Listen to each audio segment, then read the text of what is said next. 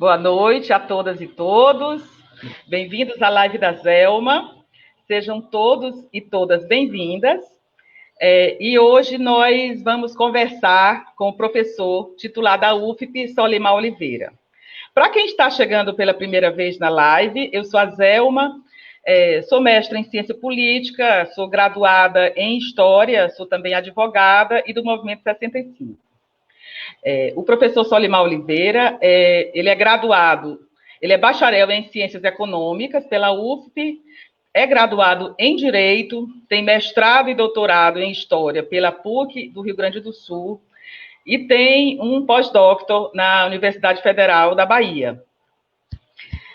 Antes da gente começar, eu gostaria de pedir que vocês compartilhem o link da live para que a gente possa alcançar mais pessoas, porque o debate, de fato, é muito interessante. Bem-vindo, Solimar. Eu quero, assim, inicialmente agradecer você pela gentileza de aceitar o convite. O Solimar, gente, foi meu contemporâneo na década de 80, na UFP. É um pesquisador, de relações de trabalho contemporâneas. Ele pesquisa afrodescendências, ele tem uma pesquisa muito interessante sobre economia solidária. Então, é uma pessoa que vai certamente contribuir muito com esse nosso debate, que é justamente o tema da live, né? O mundo do trabalho no pós-pandemia. O que nós podemos esperar, né, desse mundo após esse drama que está sendo a pandemia pelo Covid-19. Bem-vindo, Solimar. Obrigado, companheira Zé. É um prazer enorme esse bate-papo com você e com as demais pessoas que estão aí nos vendo. Inicialmente, eu lhe peço desculpas a todas e a todos que estão aí nos vendo, porque eu estava mais mobilizado, estruturado, num estúdio mais organizado, o que daria, né, uma visão melhor, que facilitaria mais a visibilidade, mas faltou energia na parte da cidade que eu teria essa estrutura. Eu tive, então, que correr para o outro lado da cidade para viabilizar essa participação. E, como já dito, é um prazer enorme. Na verdade, é uma honra participar dessa série, né, de conversas que você vem tendo. E, sobretudo, com muito respeito a quem me antecedeu, que foram duas pessoas muito queridas. Eu não assisti na hora, porque eu tenho um problema de internet, mas assisti depois, e que foi show de bola mesmo. Realmente é um prazer enorme estar aqui compartilhando um pouco dessas minhas leituras e da minha visão sobre o mundo contemporâneo, e em especial, né, o tema provocado, que é esse pós-pandemia. Eu acho que a conversa vai ser boa. Vai ser bom porque é entre amigos, né? Exatamente. Inclusive, eu vou chamar você de Solimar, porque claro. Eu não conseguiria ficar professor Solimar, doutor Solimar. E nem me chama de senhor, porque eu já estou com o cabelo branco, a barba branca, mas eu sou garotão ainda, eu tenho só 58 anos. Nós! Oi, querida, mas eu estou à disposição, viu? Ah, que ótimo, né? E, de fato, um bom registro, né? Samária, Andrade e Serginha deram um show, né? A nossa conversa foi maravilhosa. Um bate-papo excelente, excelente mesmo. Pois é. Vamos começar? Vamos, eu estou aqui à sua inteira disposição. Primeiro, eu queria contextualizar rapidamente esse tema para registrar que, nos últimos 3 anos, isso que a gente considera o mundo do trabalho no Brasil, ele sofreu diferenças substanciais, né?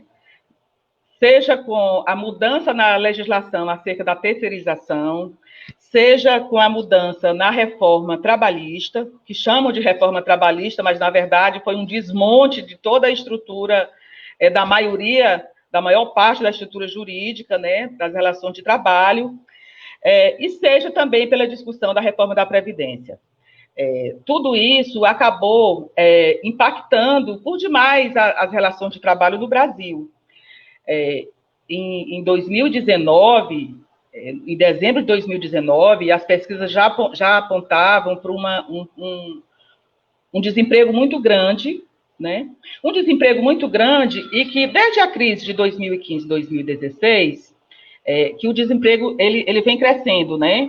E os trabalhadores no Brasil, em especial, o que a gente verificou é que houve uma certa, digamos assim, umas soluções criadas pelos trabalhadores que iam perdendo seus empregos e eles iam se dirigindo ao mercado informal, iam criando opções de trabalho de sobrevivência, né?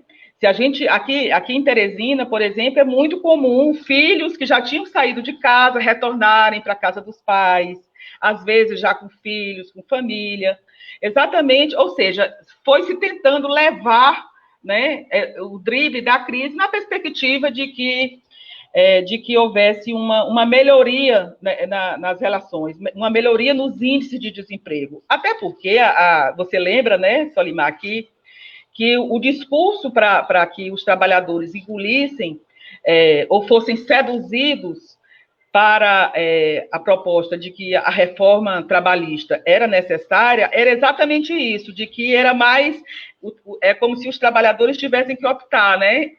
Você quer garantir o seu emprego ou você quer manter os seus direitos, né? E acabou que essa falsa oposição que foi colocada, acabou que efetivamente a gente não pode negar que uma parcela grande né, dos trabalhadores meio que foram seduzidos, né, por esse discurso. Aí vem a pandemia. E exatamente esse contingente enorme que já estava no mercado informal, essas soluções temporárias que tinham sido adotadas, essas soluções elas estão inviabilizadas. Elas estão inviabilizadas porque exatamente o setor de serviço, né, foi um dos setores mais atingidos, o comércio, né? Enfim, e o desemprego continua crescente. Aí, resultado, quem é que vai comprar nesse mercado informal? A queda da renda, impactando as pessoas que continuam trabalhando, também vem sofrendo, além do estresse, do risco de perder emprego, vem sofrendo redução de jornada, pseudo-negociações livres, né? Mas, na verdade, os trabalhadores estão tendo que aceitar o que está sendo proposto, né? O desespero de manter os seus empregos. A Fundação Getúlio Vargas, até, inclusive, hoje mesmo saiu uma informação, uma notícia sobre isso, dizendo que praticamente em todas as famílias você tem pelo menos um dos membros desempregado. Né? Então, assim, você vê que não basta o estresse do risco da vida, né, do coronavírus, ainda tem o estresse do risco de perder emprego. E aí eu começo com uma questão simples. Me diga, você que compreende bem essas relações e estuda para isso, a gente pode ter esperanças de que, com o fim do isolamento social, que tem sido no mundo todo apontado como digamos assim, a principal medida de contenção da propagação do vírus. Você acha que os empregos voltam, a economia se recupera, a renda perdida, ela vai ser possível de ser recuperada? Como é que você analisa essa situação? Olha, Zé, esperança nós temos que ter, né? O que nos movimenta é sempre essa possibilidade que as coisas podem melhorar. Então, o verbo aí é esperançar mesmo. Mas a crise atual, ela traz tendências, ela carrega tendências anteriores e em que pese ser um cenário ainda indefinido, né?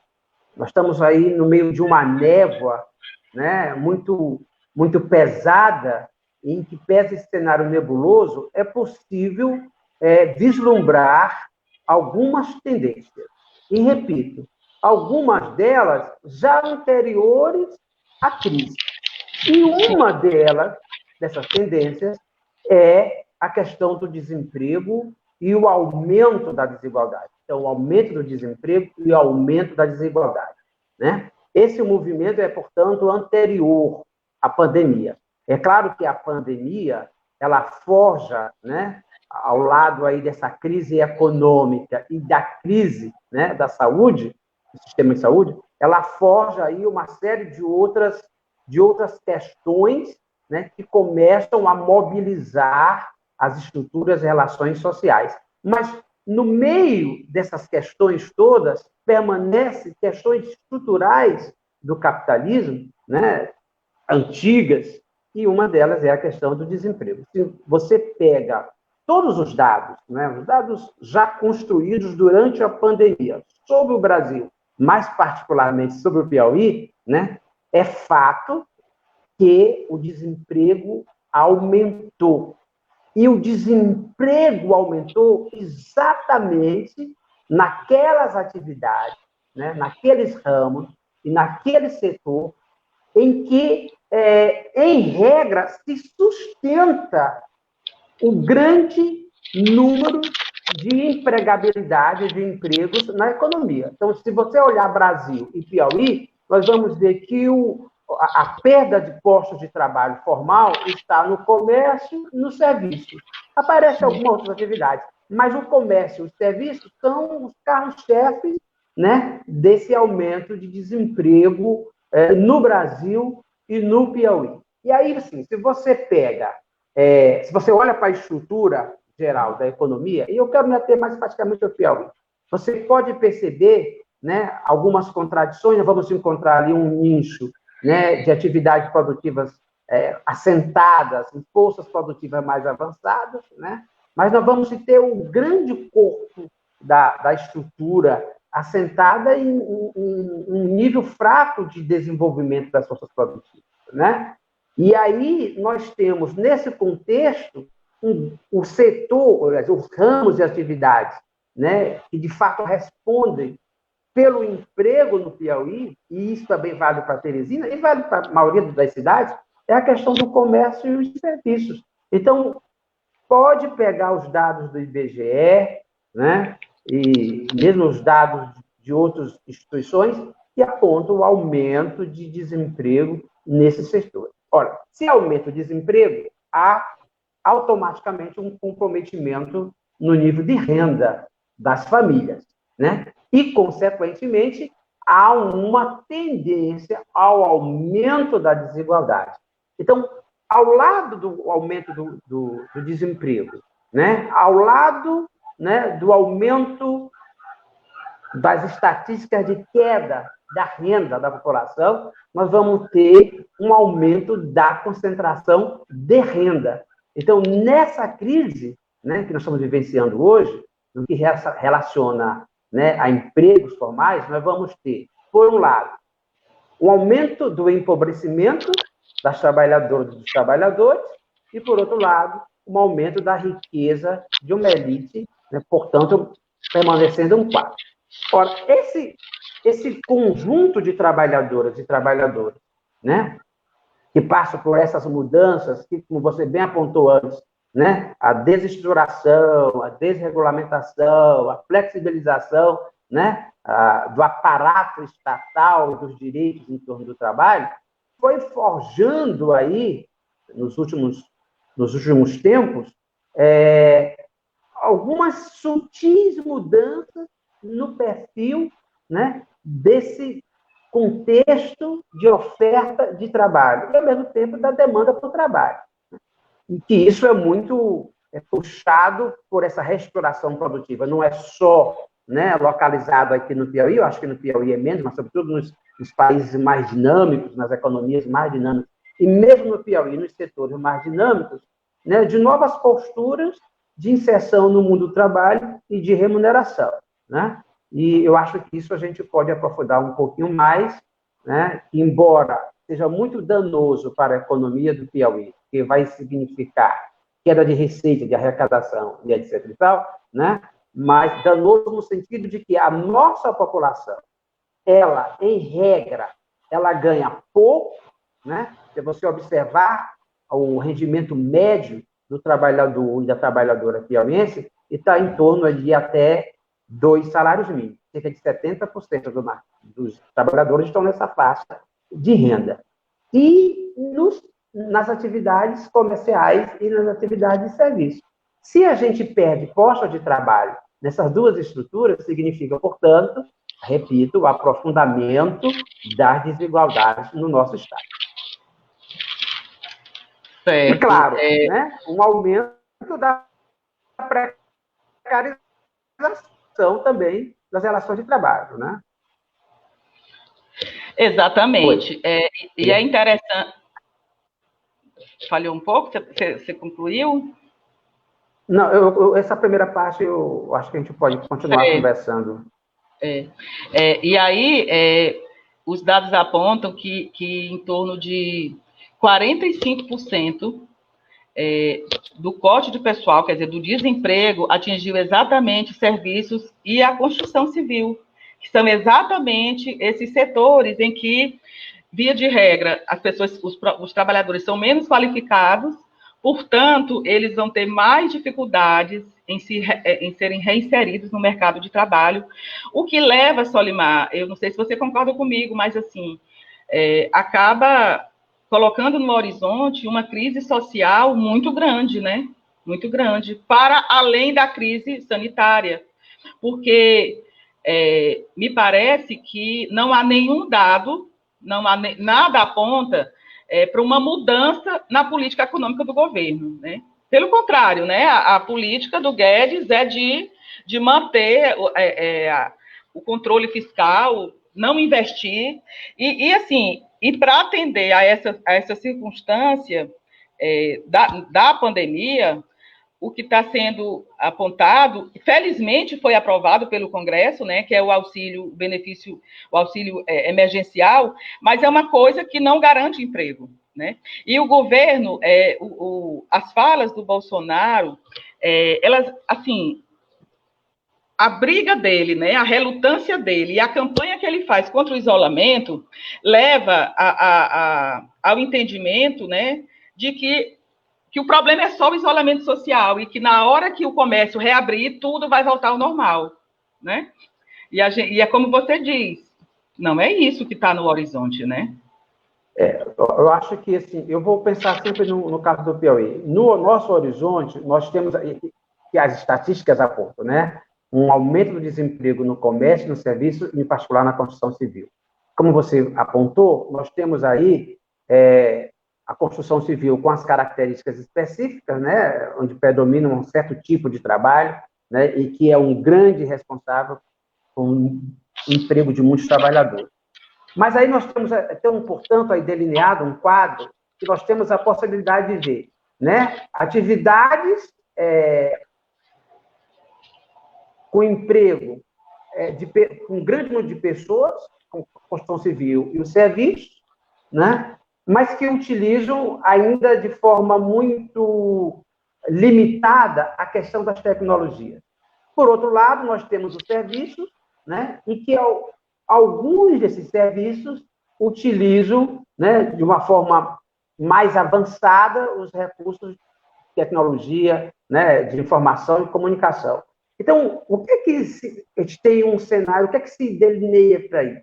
Nós vamos ter um aprofundamento dessas contradições. E a gente tinha antes, né, uma contradição entre os setores da economia piauiense mais modernos e setores mais atrasados, né? Atividades utilizando forças produtivas mais avançadas, atividades mais atrasadas. Agora, dentro dessas atividades, né, nós vamos ter uma interna, né, uma dicotomia interna em que nós vamos ter, né, certas unidades econômicas que vão poder lançar mão dessa tecnologia e fazer uma transformação no processo, né, da prestação dos seus serviços, e unidades que não vão ter como acompanhar, né, essa dinâmica que o mundo pós-pandemia passa a exigir.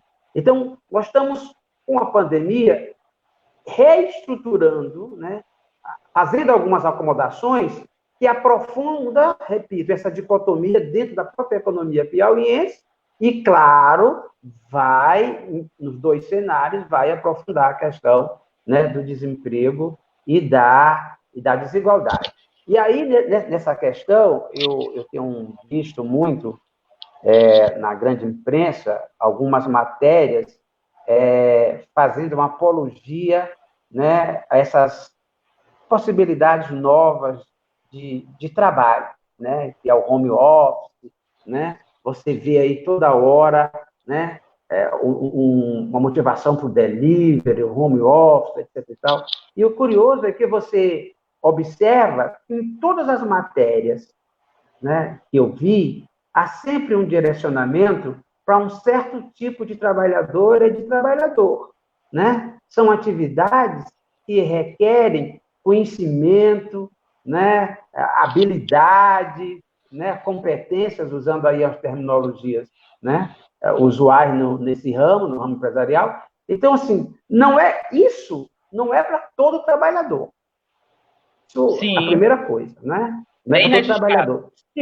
Segundo, a segunda coisa é que essa forma de trabalho, ela pauta uma questão extremamente importante para nós, que nós temos que ficar atentos, que são os ganhos de produtividade e material, né? A possibilidade, né, de realização do trabalho imaterial por conta dessas tecnologias, né, repito, né, de inovações, né, em comunicação, a possibilidade de se fazer esse trabalho cria um leque aí que, na aparência, e é isso que a mídia vende, que é muito bom, que faz em casa, você é dono do seu tempo, mas por trás disso está um aumento da exploração muito grande da classe trabalhadora. Né? Essa fusão do tempo de trabalho com o tempo do não trabalho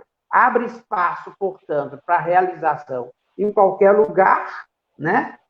Você pode fazer isso, né, em qualquer lugar, acaba, portanto, esse espaço tradicional do trabalho, né? E aí você tem essa falsa, né? Esse falso ganho, né? Que você pode fazer onde você estiver, a hora que quer, essa falácia da liberdade na relação de trabalho, que é extremamente danoso para a classe trabalhadora, né? Porque ele não tem aí, ele perde, né? Por conta da flexibilização, perde algumas garantias, alguns direitos e, evidentemente, alguma remuneração. Então, o que aparece aí na aparência são os ganhos, né? É de que você tem uma empresa aqui e pode contratar um trabalhador que mora lá na China, né? E ele pode fazer o seu trabalho através da tecnologia das redes, né? Nós precisamos desmistificar isso, né? Por trás desse trabalho material está aí um ganho de produtividade material sem precedentes, né? Que é extremamente danoso para a classe trabalhadora, é extremamente danoso, inclusive, né, para alguns tipos de trabalhadores e trabalhadoras que, em regra, já fazem parte de segmentos que já vêm muito em situação de desigualdade no mercado de trabalho. As mulheres, em particular, né, e as trabalhadoras e os trabalhadores negros. Então, essa questão do trabalho imaterial, que se torna possível ser feito em qualquer lugar, a qualquer hora, né? Se você atentar, é uma tendência anterior à pandemia. Que, olha, se você observar bem, já está lá no Consenso de Washington, no iníciozinho dos anos 80, né? Sim. Aparece lá, ao lado das regulamentações, né? E da submissão das nações, aí, enfim, já aparece a questão do direito de propriedade, né, no processo criativo de inovações. Olha o quanto as forças capitalistas elas estão enxergam longe, né? Longe. Eu costumo dizer que o tempo presente das forças capitalistas é sempre o futuro. Eles estão sempre na frente. né? Ali no começo dos anos 80, eles já sabiam que por conta da crise do capital, né? Por conta dessa tendência da crise do neoliberalismo, eles já sabiam, já delinearam, já construiu uma possibilidade de que, em um futuro próximo, o carro-chefe, né, da economia seria a questão da tecnologia e da inovação, e não mais a questão do setor produtivo. Seria, portanto, né, as atividades improdutivas, né, o capital improdutivo é que seria capaz de alavancar e manter o processo de acumulação e de reprodução do capital. Por isso, lá em 80, eles já asseguravam esses direitos de propriedade. Sabiam que a tecnologia ia fazer isso, né? Então, hoje, o cenário no pós-pandemia cria, para o processo de acumulação de capital, né, uma dinâmica de fôlego, né, que tem como carro-chefe da economia essa questão do uso da inovação. E observe que a inovação hoje é uma palavra, uma categoria que aparece em quase tudo, a questão da inovação, né? É uma percepção, portanto, né, que a inovação é que vai ter a capacidade de movimentar a economia e garantir, né, a acumulação, portanto, a reprodução do capital, né? Como foi até pouco tempo a questão do capital financeiro e mais atrás a questão do capital industrial, né? Capaz de alavancar as outras forças, né? Os outros setores da economia. Então, assim, eu diria a primeira coisa sobre essa questão do nosso tema, o mundo do trabalho no pós-pandemia. Eu estou aqui brigando com o equipamento, já observou, né? A primeira coisa que a gente precisa, assim mesmo. Né? Estamos também mergulhando nesse mundo novo. No mundo, tu sabe que eu tinha uma resistência terrível à live, assim, mas tem alguns convites que a gente não pode dizer não, né? Então, assim, eu estou aqui, eu não tenho postura, observe que eu não tenho postura nenhuma, não estou bonitinho aí, como você está bem organizada, enfim. Então, assim, no que respeita ao mundo do trabalho, né, que é o que nomina aí a nossa live, eu diria assim, uma tendência no mundo inteiro, mas em particular no que eu estou chamando aqui, nesses territórios, né, periféricos, né, primeiro, né, aumento do desemprego, aumento da desigualdade. Segundo, né, uma tendência dessa reestruturação supraterritorial, portanto, para além nações, né, de que a saída desesperada não, uma saída que o capital encontra né, apostar suas cartas, né, nessa nova força, eu diria, né, de estimular essa acumulação capitalista, que é através da tecnologia e da inovação, que chega no mercado de trabalho, na sua aparência, repito, observem todas as matérias, em todos os que eu tenho, tanto escrito como nas televisões, da aparência como uma coisa extremamente benéfica aos trabalhadores, essa possibilidade, né, de fazer o seu trabalho em qualquer lugar, flexibilização, as empresas fechando, né, a estrutura física, porque percebe que está trabalhando mais, as pessoas continuam trabalhando e trabalhando mais, portanto, aumento de produtividade em casa. Algumas empresas, nesses setores mais afetos à tecnologia, eles estão fechando seus espaços físicos e vão começar a operar só de forma remota, né? Então, é preciso ter muito cuidado com isso, né? Eu diria que no pós-pandemia vai se consolidar, né, a tecnologia, informação e comunicação como, né, a força dinamizadora do processo de acumulação capitalista. E, com isso, é evidente, muda as relações com a força trabalhadora. Porque, olha, desde que o capital se institui como capital, para ele se tornar viável, né, eu acho que tem que ter... Para se tornar viável, ele lança a mão de dois controles, né? Eu diria duas questões relacionadas a controle, melhor dizendo. Um é sobre a questão das estruturas de mercado, portanto, sobre o mercado, e o outro é o controle sobre a força de trabalho. A disciplina da mão de obra, da força de trabalho, ela é uma condição para a viabilidade do capitalismo. Então, se as forças produtivas avançam, com esse avanço, precisa avançar também as formas de controle da classe trabalhadora, né? E o que já aponta no pós-pandemia para essa questão da disciplina, do disciplinamento da classe trabalhadora, né, esses novos arranjos das relações de trabalho, que já foi construído no Brasil, no bojo dessa tendência, né, da crise do neoliberalismo, de desestruturação, desregulamentação, de flexibilização do trabalho. Mas aponta aí uma coisa extremamente séria para nós, que nós não estamos atentando, que é a questão do assalariamento. Eu não tenho bola de cristal, eu não diria que eu sou um grande especialista no tema, mas eu arrisco a dizer que nós estamos num momento extremamente interessante de transição do capitalismo. Eu não estou dizendo que o capitalismo vai acabar no mundo pós-pandemia, porque o capitalismo já demonstrou que ele tem fôlego de 500 mil gatos, né? Ele tem um fôlego grande de renovação, né? Mas uma das coisas que vai se acelerar no pós-pandemia, como eu estava falando, é a questão do assalariamento, né? Olha, veja, aí você pode pensar diante daquilo tudo que a gente estudou, como assim, olha, o assalariamento é a obrigação a obrigação da relação capitalista, né?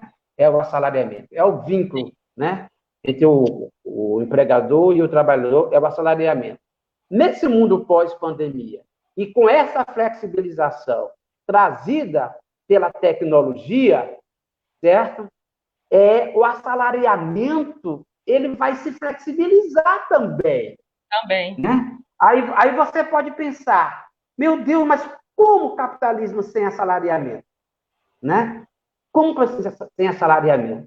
Então, nós estamos caminhando para uma mitigação gradual das relações de assalariamento. O que isso significa para nós, né? Uma dependência de remunerações, outras, né? Que vai aprofundar a precarização do trabalho. Portanto, aprofundar as desigualdades e, portanto, enriquecer ainda mais quem sempre foi rico. E essa capacidade, né? Essa capacidade, esse dinamismo que eu estou te chamando aqui, que é o novo carro-chefe do capitalismo em crise, isso desde 2008, né, 2015, 2016, a tecnologia, e isso vai chegando, né, pelo movimento de globalização, vai chegando é um movimento supraterritorial e vai chegando mesmo em atividades em que o nível de desenvolvimento das forças produtivas ainda estão limitadas. É por isso que você vê aí atividades, aí eu estou muito atento, tem um programa que eu gosto de assistir de domingo, que é Pequenos Negócios, Grandes Empregos. Né? Eu gosto desse programa para ver o que é que eles estão Pequenas dizendo. Empresas, Grandes Negócios, me parece que o nome é isso. Pois é, esse negócio aí. Eu gosto de assistir para ver o que é que eles estão pensando e o que é que eles estão ensinando para as pessoas, para a população. A ideia porque se você porque é uma questão ideológica mesmo, né? No Brasil, aí eu penso de novo no Piauí, né? Predominantemente, as empresas elas são individuais, as chamadas MEI, ou microempresas, nós estamos falando, aí eu volto ao nosso papel, estamos falando de desemprego no comércio e em serviço em pequenas empresas, predominantes em pequenas empresas, porque essa é a estrutura, né? É a nossa estrutura econômica. Nós temos, as nossas empresas são predominantemente MEI e micro. Se nós estamos dizendo que houve um aumento no desemprego e uma queda na renda da classe trabalhadora. No Piauí, nós estamos falando de nossa estrutura econômica, né? Sim. Então, mas mesmo essas empresas, né, que se sustentam predominantemente, o seu processo, né, a sua atividade econômica, se sustentam predominantemente no trabalho, como a MEI e a microempresa, elas já começam a incorporar esse novo padrão de tendência de modernização do capital, que é a questão da tecnologia. Então, quando você vê um comercial de máquina que facilita a compra e venda, quando você vê aí a questão, né, da divulgação do delivery, né? Vejam, é a incorporação desse novo carro-chefe da dinamização da economia naquilo que é possível aquele capital, naquele tamanho, incorporar. Elas não vão incorporar as grandes tecnologias, porque essas são para o grande capital, mas aquelas tecnologias que o grande capital introjeta, né, populariza, massifica e que aciona a roda do processo de acumulação, né? Evidentemente, né, essa questão está lá ainda no passado, né, que é uma lição básica para entender as relações capitalistas, que é a concorrência, né? Então, precisa se manter os diversos capitais, né, operando para que o grande capital possa ter aí, né, uma média mais elevada, digamos, de produtividade. E isso me leva a um outro ponto, Zé. Eu não sei o que é que eu falo demais, né? Que é a questão da massificação. Está perfeito. A questão da massificação, e eu digo mesmo massificação no sentido de sair de um plano individual para um plano de massa, massificar mesmo, que é uma questão ideológica, a meu ver, que é a questão do empreendedorismo, né? Sim. Mas é uma outra questão. Vamos deixar. Segura aí segura aí essa discussão sobre empreendedorismo, porque isso eu quero saber de você especificamente. Eu só queria registrar aqui. Essa tua fala foi fantástica. Eu só queria registrar aqui que o que você está falando está sendo comprovado, infelizmente, na prática, né? Está sendo comprovado. Hoje mesmo saiu você deve ter visto, saiu uma matéria na imprensa dizendo que as empresas, mais de 67% das empresas estão adorando e que vão permanecer com trabalho remoto. Por quê? Porque estão economizando 15% dos seus custos. Aí, na matéria, cita o Vale Transporte, cita o cafezinho, cita energia, enfim, aqueles custos de manutenção. E, ao mesmo tempo, os trabalhadores estão trabalhando 46% a mais. Quer dizer, remotamente, como eles estão trabalhando com metas, e também, assim, com o desespero, o medo de perder o emprego, a pressão, quer dizer, a pressão de estar no risco, quer dizer, eles estão trabalhando 46%, estão produzindo a mais do que produziriam se estivesse na empresa. Ou seja, quer dizer, é impressionante como o trabalho remoto... O ganho de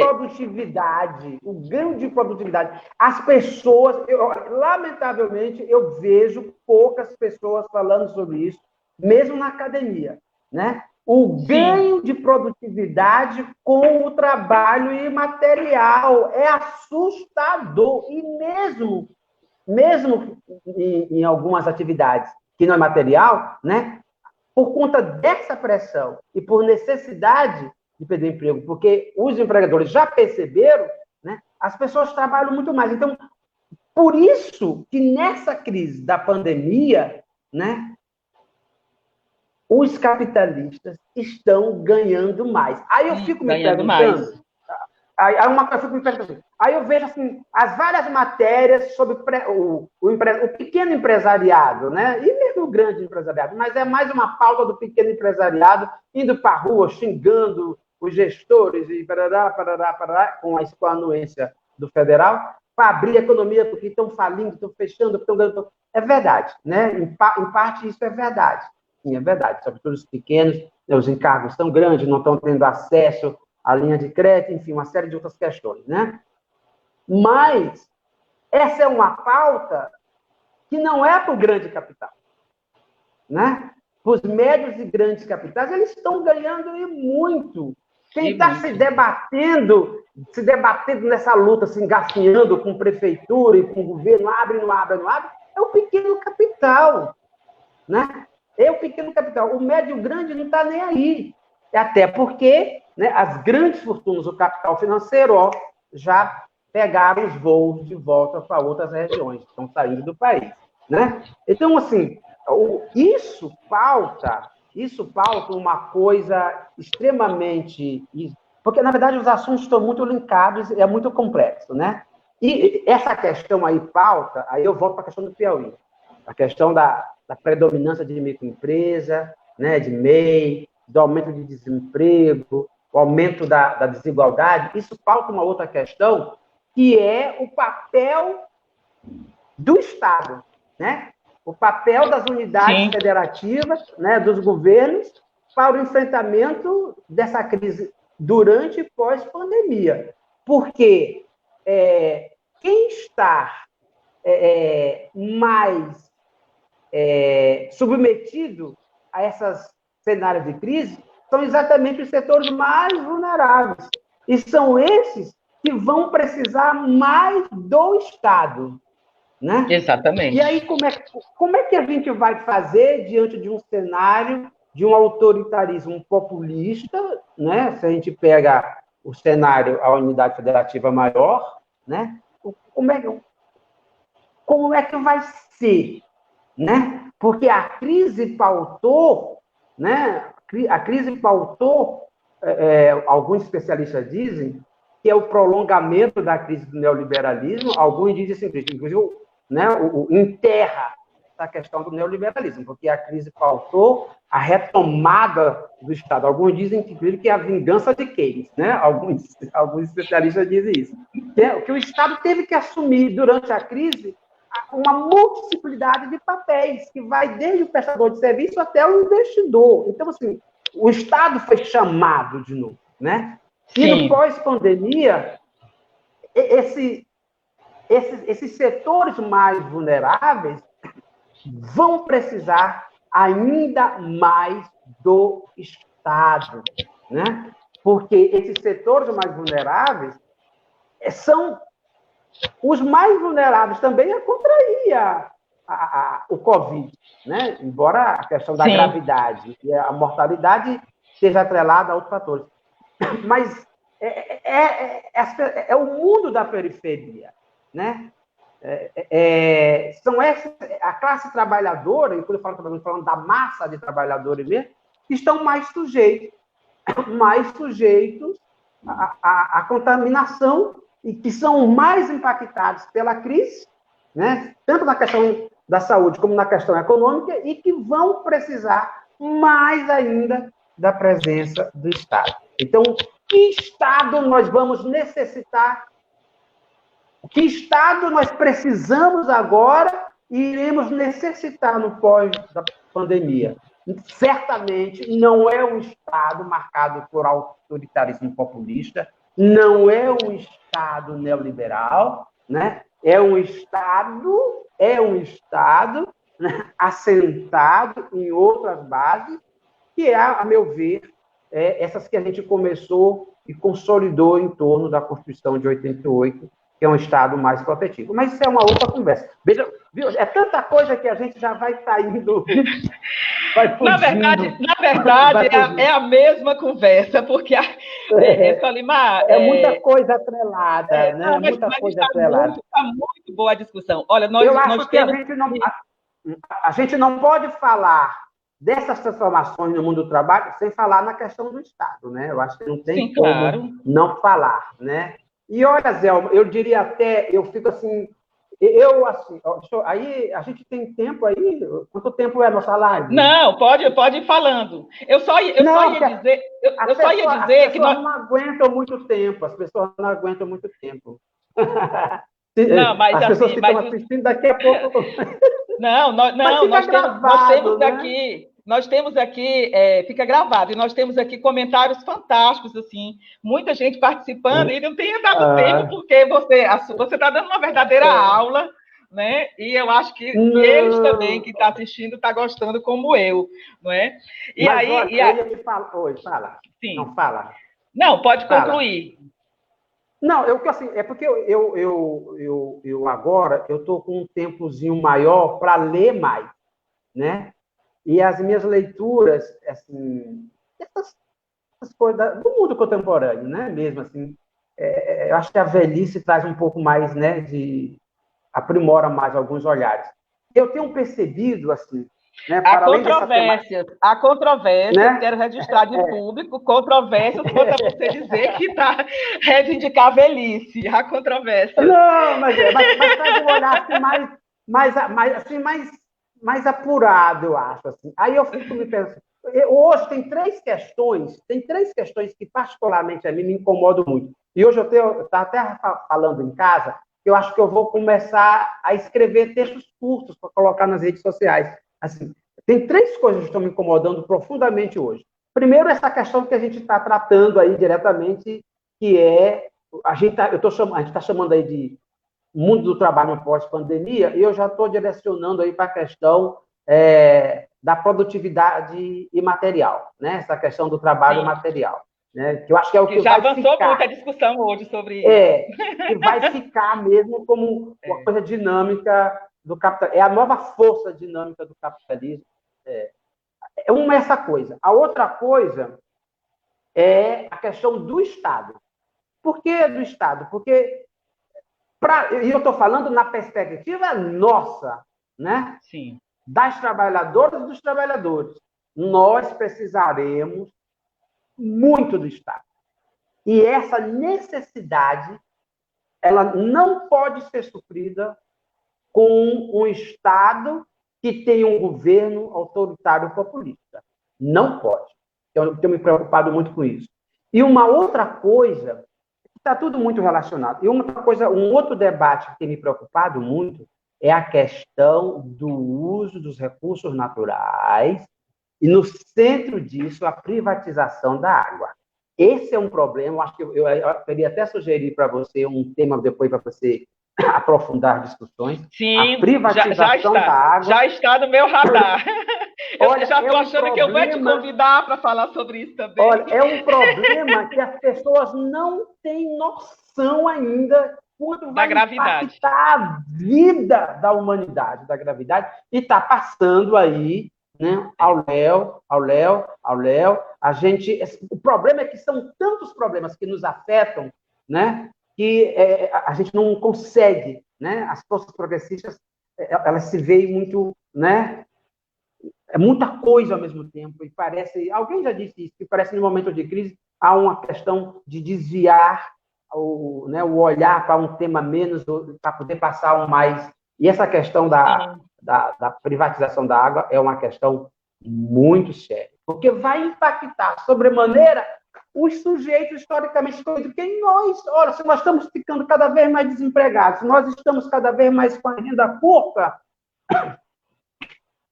como é que a gente vai consumir água? Eu estou falando para o consumo, não estou falando para o consumo produtivo, estou falando para o consumo humano. Eu não estou falando sequer para sobrevivência. Estou falando para o consumo produtivo, né? Sobrevivência.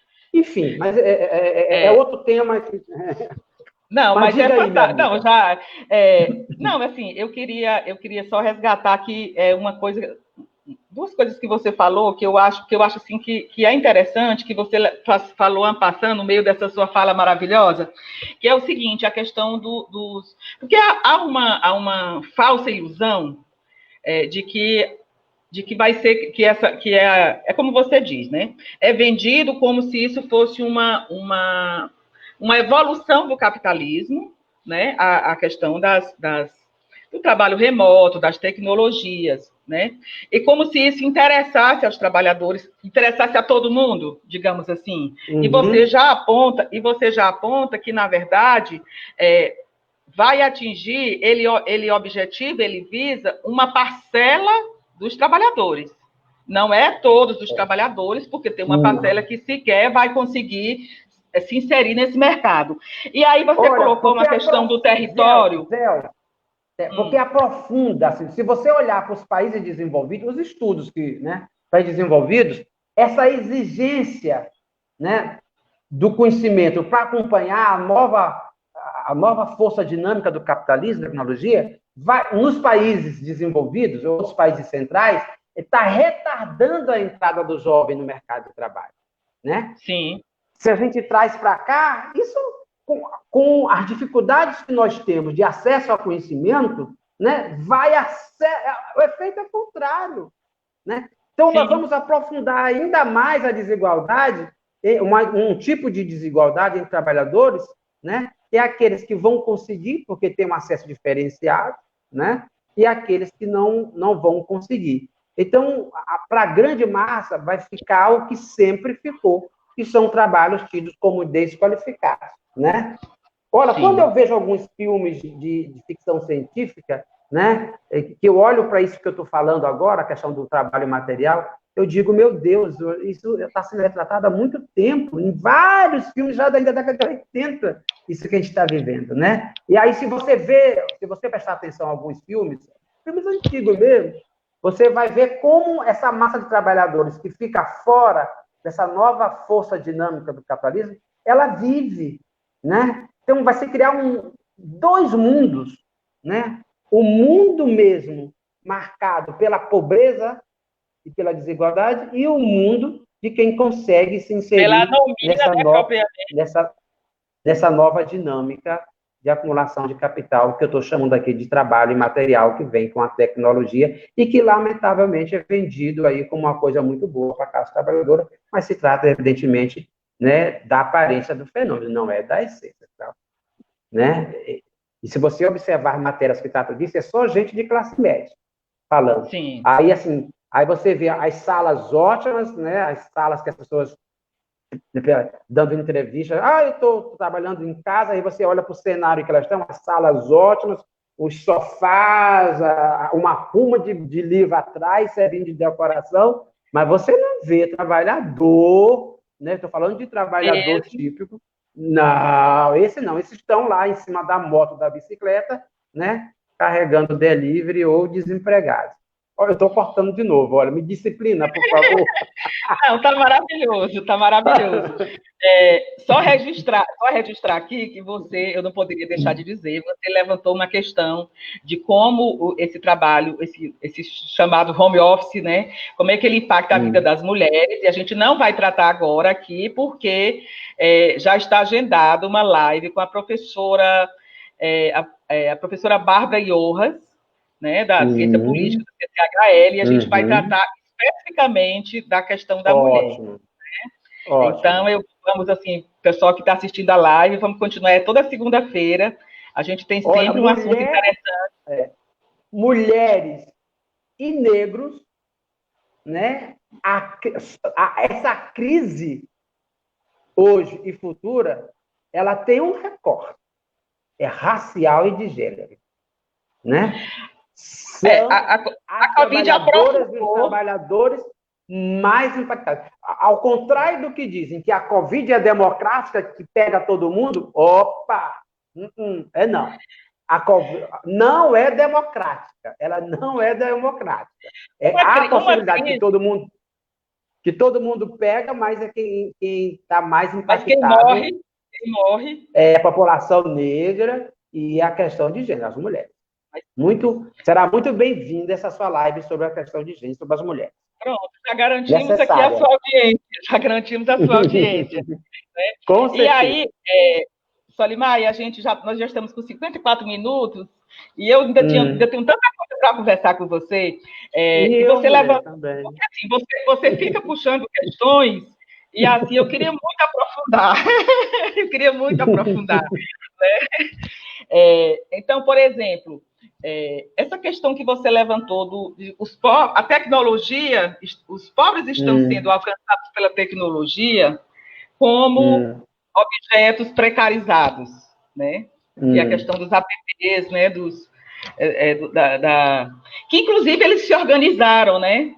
Porque foi uma categoria que meio que foi seduzida pelo discurso da autonomia, do empreendedorismo, não é? E que agora eu acho que estão caindo na real, né? Já teve movimentos nacionais, dias de greve nacionais, e aí eu queria que você falasse um pouco para a gente como é mesmo, por que mesmo que essa teoria de que o empreendedorismo, que é primo siamês da tal da meritocracia, né?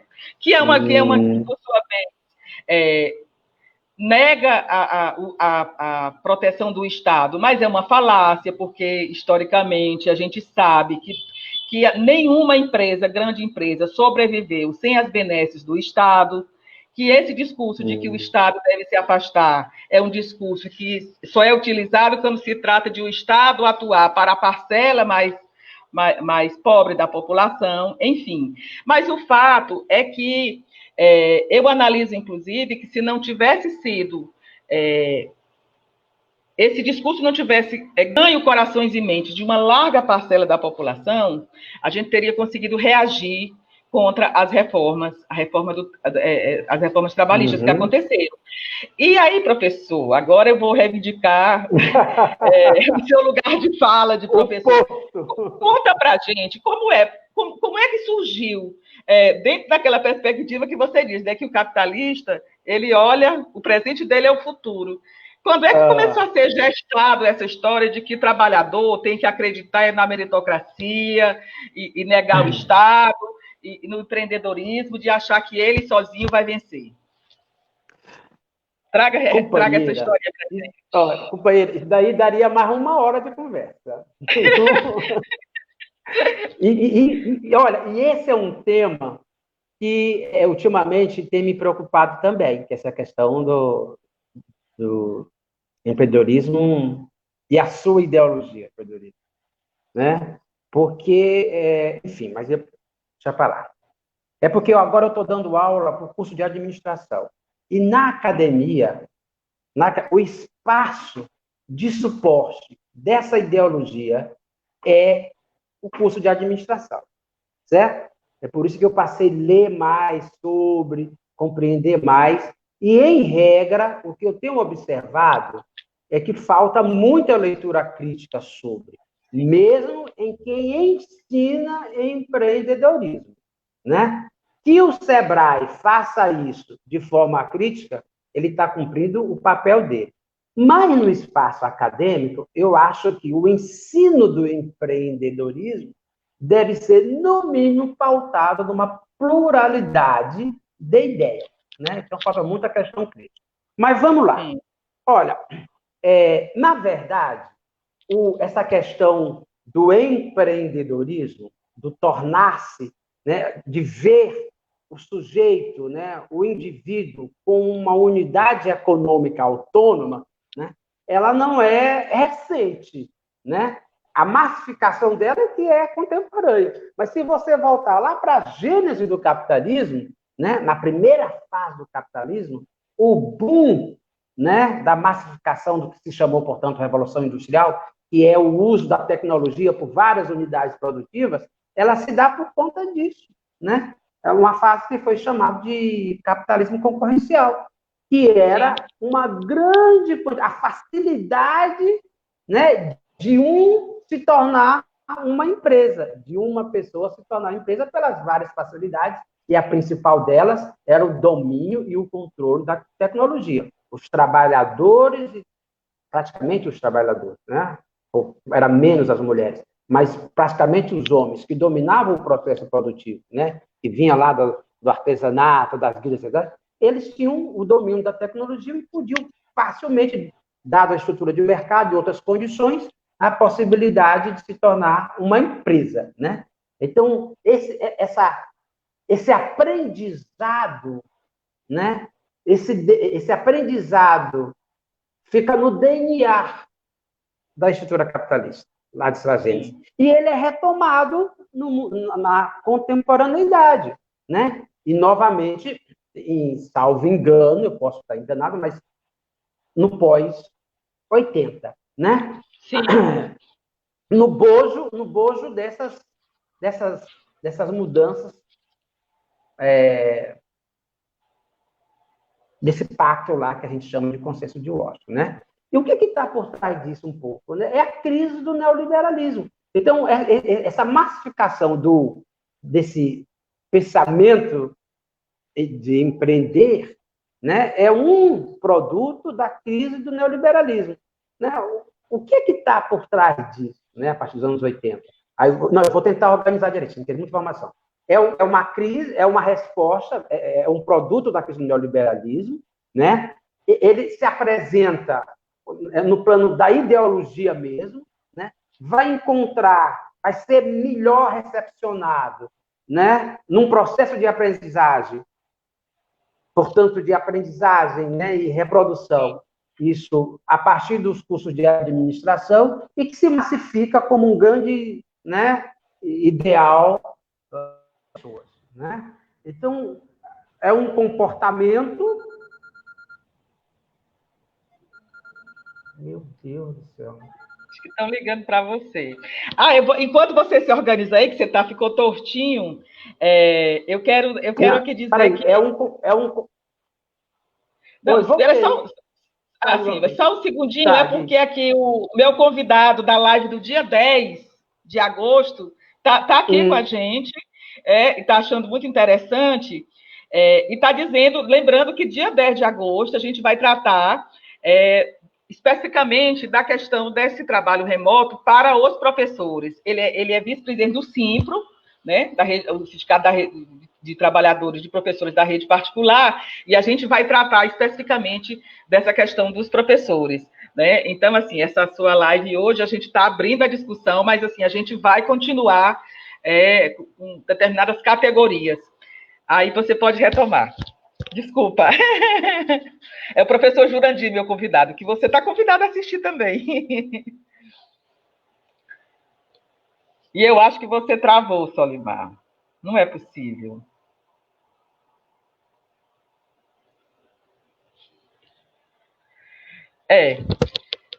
Eu acho que o Solimar teve essas coisas da tecnologia, né?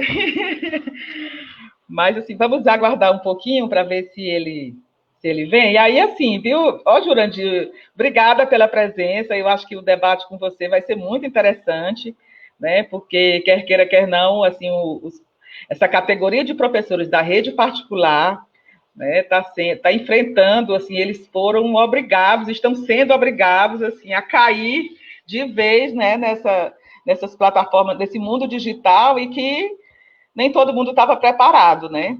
Como o Solimar disse ainda há pouco,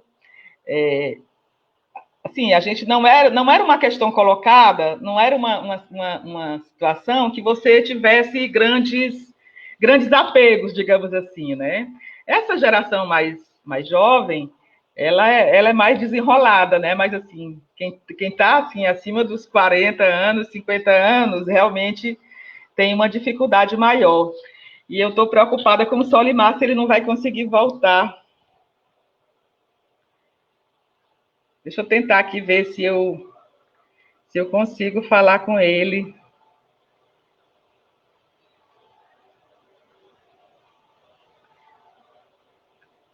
Não sei o que aconteceu.